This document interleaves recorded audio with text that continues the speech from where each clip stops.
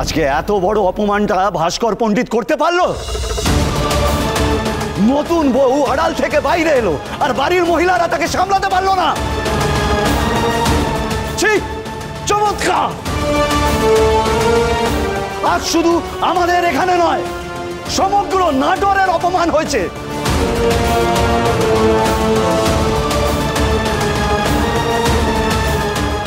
সমগ্র নাটোরের মুখে কালি মাখিয়ে দিয়েছে এই মেয়েটি।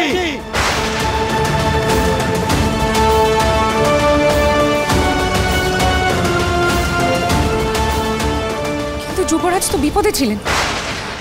বেলিগ্রামে যখন ভাস্কর পণ্ডিতের দল আমাকে আটক করেছিল, তখন যুবরাজই আমার রক্ষা করেছিলেন।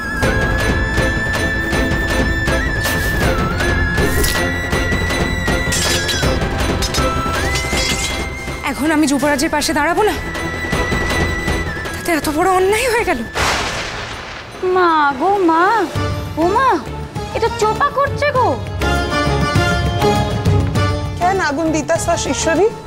সত্যই তো, আজ যদি নতুন বউ বুদ্ধি কইরা কান্তরে না বাঁচাইতো, কি হইতো ক দেখি। আশ্চর্য দাদা, আপনি এখনো দাঁড়িয়ে দাঁড়িয়ে দেখছেন? আপনার কান্তর বউ কি এরকমই মুখে মুখে উত্তর দেবে? কৃষ্ণ, মুখে মুখে বললেও এই বৌমাই কিন্তু রামকান্তর প্রাণ রক্ষা করেছে।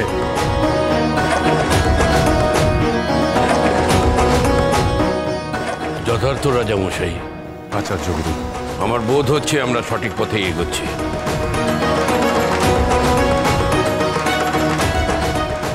ক্ষমা করবেন ছোট হুজুর, রঘু রাজা। আমার ভবানীমা শুধুমাত্র কন্যা সন্তান বলে আমি কোনোদিন তাকে অন্দরে আটক করে রাখিনি। লাঠি খেলা, তরোয়াল খেলা শিক্ষা নিয়েছে সে। পর পর দস্যুর আক্রমণের কারণে প্রতিরোধ গড়ে তোলার শক্তি দিয়েছি আমি তাকে, শিক্ষা দিয়েছি। এটাই যদি তার অপরাধ হয়ে থাকে তাহলে তার দায়ভার আমার।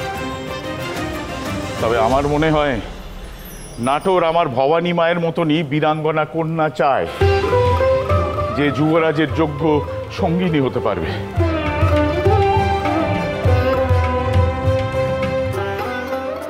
চমৎকার, আপনি তো সব কিছু বুঝে গেছেন।